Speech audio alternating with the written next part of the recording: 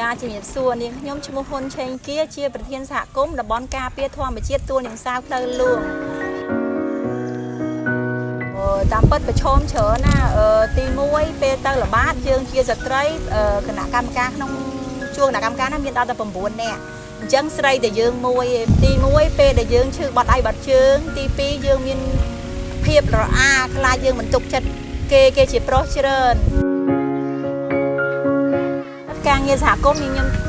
ធ្វើតាំងពី2007តាមរយៈក្រុមសំតាមរយៈការស្ម័គ្រចិត្ត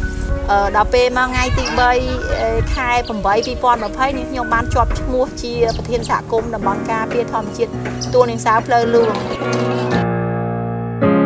ចង់ឃើញសហគមន៍ហ្នឹង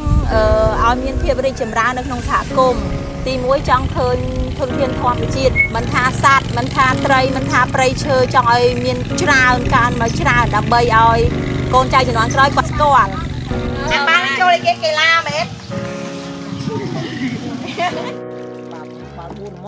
ហើយទី2ចង់ឃើញប្រជាជននៅក្នុងសហគមន៍ហ្នឹងសមាជិកនៅក្នុងសហគមន៍ហ្នឹងគាត់មានមុខរបរ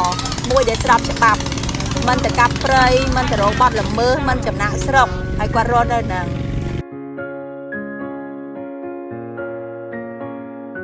ហើយទី3ចង់ឃើញមានការចូលរួមពីពួកគាត់ឲ្យគាត់ទទួលស្គាល់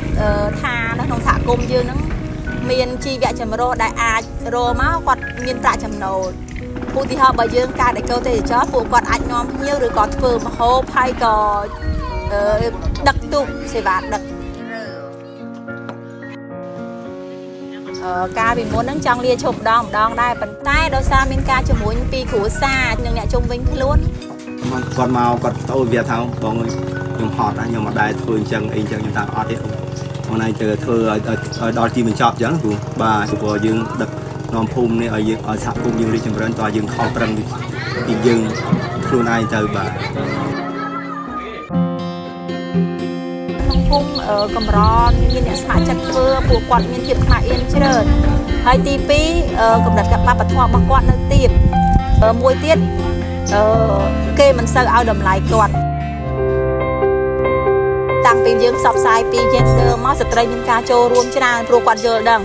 ទាំងគាត់ទាំងគ្រួសារគាត់ឲ្យគាត់ឲ្យតម្លៃស្ត្រីឲ្យក្នុងការចូលរួមព្រោះឥឡូវនេះយើងមានក្រុមល្បាតជាស្ត្រីរហូតដល់ទៅ7រូបហើយមានក្រុមសំភាគច្រើនជាស្ត្រីហើយក្រុមត្រីឆ្អើក៏មានជាស្ត្រីដែរខ្ញុំគិតថាគួរតែមានការគ្រប់គ្រងទៅលើស្ត្រីឲ្យគាត់មានការចូលរួមឲ្យច្រើន